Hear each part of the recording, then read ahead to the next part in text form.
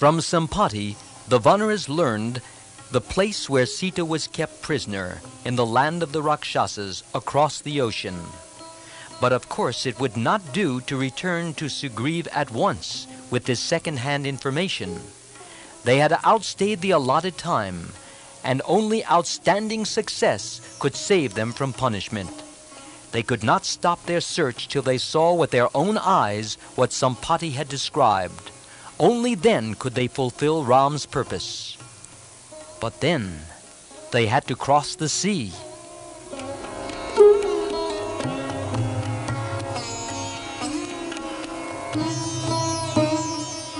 They went to the edge of the water and discussed matters. How can we cross the sea, enter Lanka, see Sita, and return? Anxiety and fear overwhelmed them.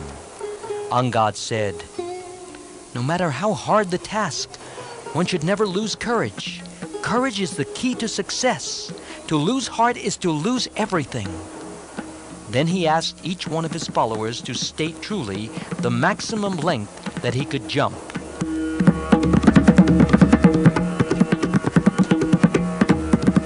He said, "O Vanar warriors, much have I heard from Sugriv of your prowess. Your strength and your enterprise are beyond dispute. We should fulfill this task.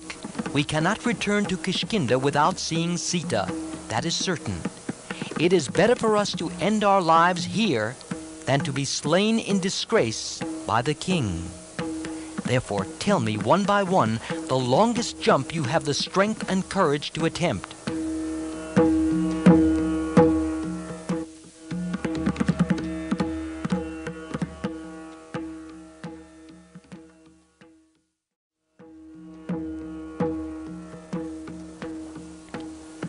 Gaja said modestly, "I can jump 90 miles. Gavaksha said, "I can do 180. Another Vanara leader claimed he could do 270. And so each improved on the figure of the other. At last, Jambavan, the oldest of the warriors, spoke. "I am now old and infirm, yet I would gladly spend myself to fulfill our king's command. But what will mere devotion avail if not seconded by strength? I think I can manage, 810 miles, but this is not enough to cross the sea and reach Lanka. I can only regret my lost youth."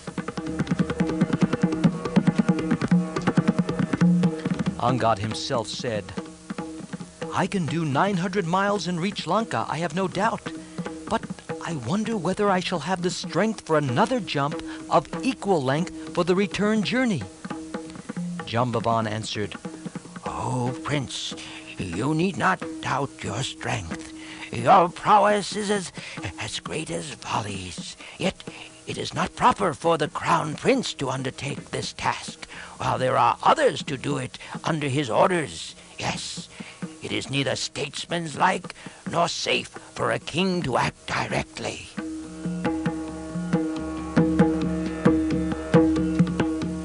Then Jambavan cast an appraising and admiring look at Hanuman, who had sat apart, listening to the talk, but saying nothing. Jambavan said, "I feel that the son of Vayu, sitting there in silence, yes, he is the one best fitted by strength and skill to do this deed." He then walked up to Hanuman and brought him to their midst.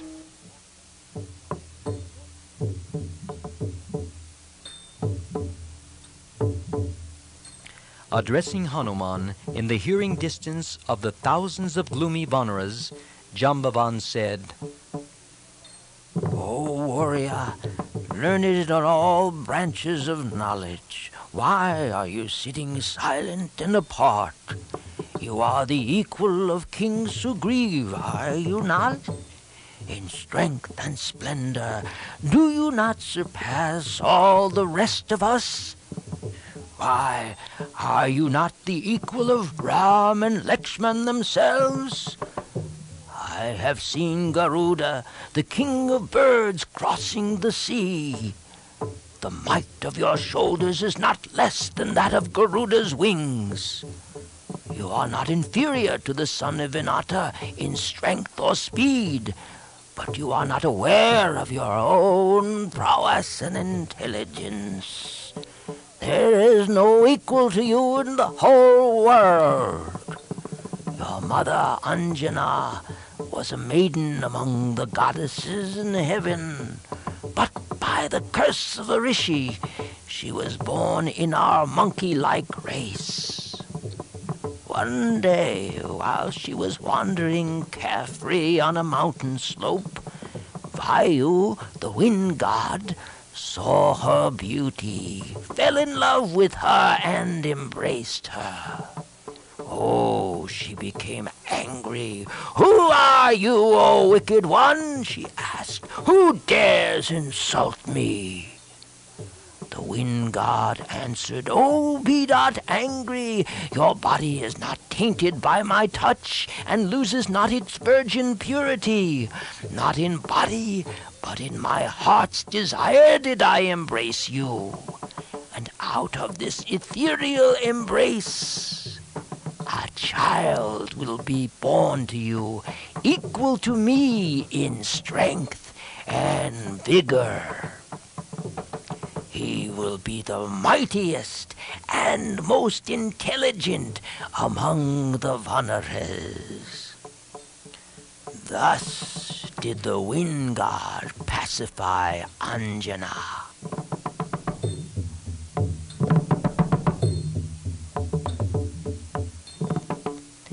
When you were a little child, O Hanuman, you imagined the rising sun to be a fruit and flew towards it in order to pluck it.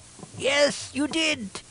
Seeing your effortless and fearless flight, Indra, the king of the gods, became concerned for the sun's safety and hurled this thunderbolt at you.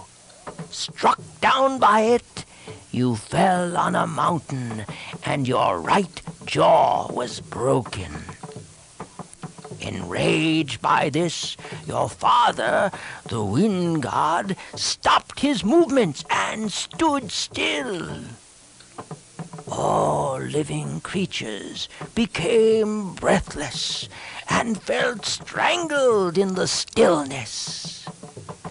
The gods begged Vayu to lay aside his anger and showered blessings on you. Brahma and Indra gave you these boons: that no weapon can slay you. Death can only come to you at your will and not otherwise. You are immortal, born of Anjana and begotten of the spirit of the wind god. You are equal to him in splendor, intelligence, and power.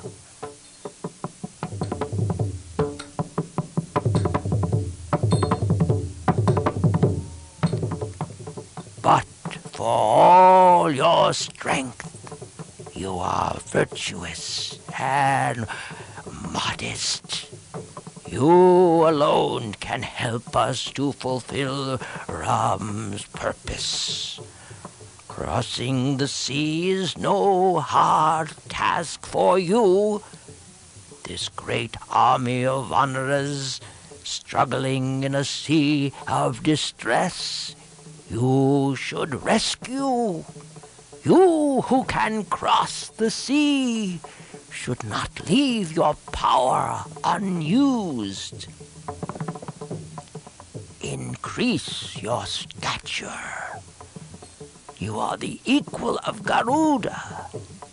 Once I too was strong like you and traversed the globe 21 times. At the churning of the ocean of milk. I fetched herbs from the four quarters at the bidding of the gods. Now I am old and weak. You, Hanuman, are the sole hope of the Vanaras. O son of Anjana, we beg you, noble one, with your heritage of divine strength, delay no further. Realize your true strength and spring forward. Like Vaman, you can cross the sea at a single jump. So, do it, yes, do it now, and end our troubles.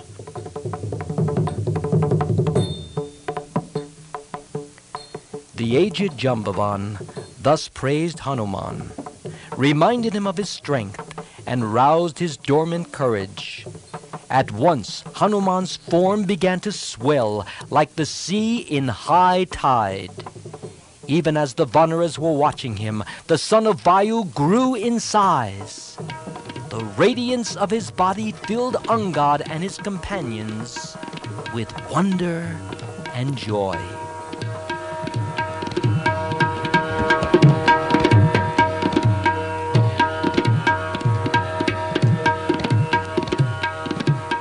Reminded of his might by Jambavan, Hanuman was now determined to fulfill Ram's purpose, and with fervor he uttered his faith.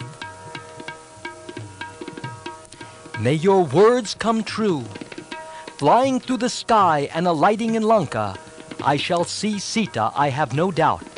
I shall return and bring you good news. To take the jump, I must press my foot hard against the earth. And he climbed up the Mahendra hill.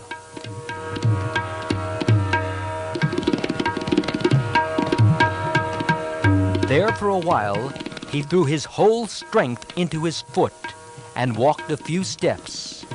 The creatures in the hill could not endure it and came out. Standing on the hill, Hanuman looked at the sea and directed his yoga-concentrated mind towards Lanka. He said to himself, I shall search and find Sita. I shall fly in the sky and cross the sea. With this resolve, he offered worship and prayer to the gods of the sun, rain, wind, Lord Brahma, and all creation. Then, facing east, he made obeisance to his father Vayu, and magnifying his body still further, turned towards the south.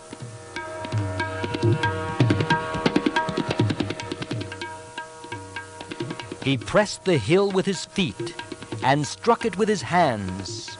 At this impact, the flowers fell from the trees and covered the hill. Squeezed irresistibly by the pressure of his feet, the hill threw out springs of water like the rut flowing down the cheeks of the elephant. Many-colored veins of ore burst out of the rock. From the caves, the beasts emerged with panic-stricken outcries. Hooded serpents emitting venom bit the rock and sparks flew out. The hair of Hanuman's body stood on end, and he roared and lashed his tail on the ground. He contracted his hind parts, held his breath, pressed down his feet, folded his ears, and stiffened his muscles. Then, with a roar of triumph, he rose into the sky and, like Garuda, flew with the speed of Ram's arrow. With the momentum of his speed, many trees were uprooted and followed in his wake, showering down their flowers.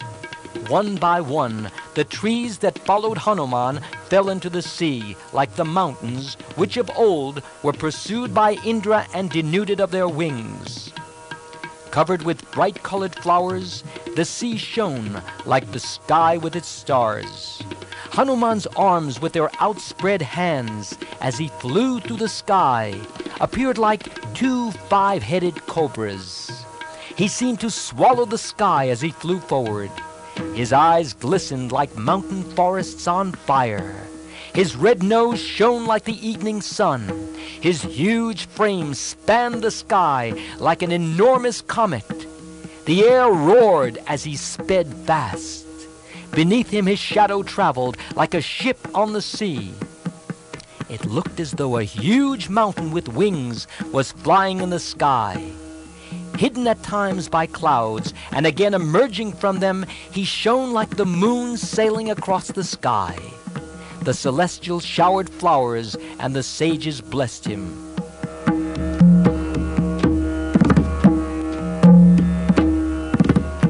With courage equal to every occasion, with foresight, skill, and resolution, Hanuman met and survived the trials on the way. Shooting up suddenly from the sea, a mighty mountain rose and stood in his way. Hanuman struck it with his chest, and the Mainaka mountain yielded like a cloud struck by the wind. The presiding deity of the mountain said, "My son, I am Mount Mainaka. The ocean god bade me help Ram, the descendant of the Sagara race. The ocean is an old friend of that race. In honor of that ancient association, please rest here for a while. You will fulfill Ram's purpose all the better for this rest. When Indra struck with his thunder all the hills, I fled from his persecution, hid myself in the ocean, and survived. The ocean deity who gave me shelter now bids me to help you. The sons of Sagara dug and deepened the ocean. Did not your father Vayu help me to escape from Indra's thunderbolt and find sanctuary in the sea? Both the ocean and myself, we will be pleased if you will accept my hospitality and rest here for a while."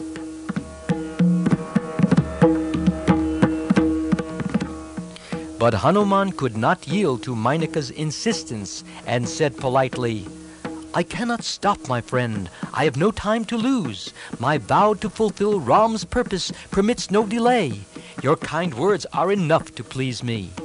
He stroked the mountain affectionately with his hand and took its leave. Later, a huge monster named Sarasa, who was actually a snake goddess, stood in his way and said, "Enter my mouth. I have been without food for a long time, and am eagerly waiting for you." And the monster opened its mouth wide like a cave. Hanuman answered, "I am bent on doing Ram's purpose. Please do not stop me." "Impossible. You must enter my mouth." Hanuman thought quickly and decided what to do. Step by step, he made his body grow bigger and bigger. The monster opened her mouth correspondingly, wider and wider. When the mouth was enormously wide, all of a sudden, Hanuman contracted his body into a speck, and darting through the demon's mouth and body, came out again and resumed his former normal shape. He then laughed and said, "You have had your wish, mother. I have entered your mouth. What more do you need?" And the goddess blessed him, saying, "Your effort will be crowned with success. I did this at the bidding of the gods, who wanted to test you. Ram's purpose, which you seek to serve, will assuredly triumph."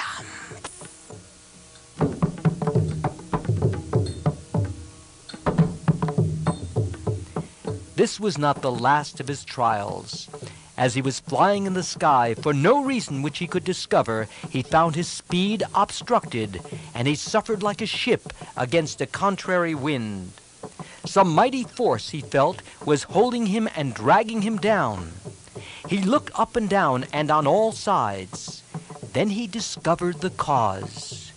It was a huge female demon in the sea, holding him by his shadow below, arresting his speed and dragging him down. The demon, holding him by his shadow, said, Come! Come! Long have I been waiting for you. No longer can I bear my hunger. And she opened her mouth like a cave. At once, Hanuman entered her mouth, ripped a way out through her entrails, and emerged. The demon died and sank down in the water. Like the full moon emerging from an eclipse, Hanuman shone in the sky and resumed his journey. Thus surviving many trials, with the help of his subtle wit, courage, and strength, he flew across the ocean and approached the coast of Lanka, covered with plantain and coconut trees. On the shore of the island, he saw groves and mountains and forests and river mouths. Hanuman saw the wealth of Ravan's kingdom and the beauty of the fortified city, and remarked to himself, "I have reached the destination. Now, without letting the Rakshasa know who or what I am, I must search the place and find out where Sita is kept." Then he reduced his huge form to the size of a normal monkey and alighted on a hilltop in Lanka.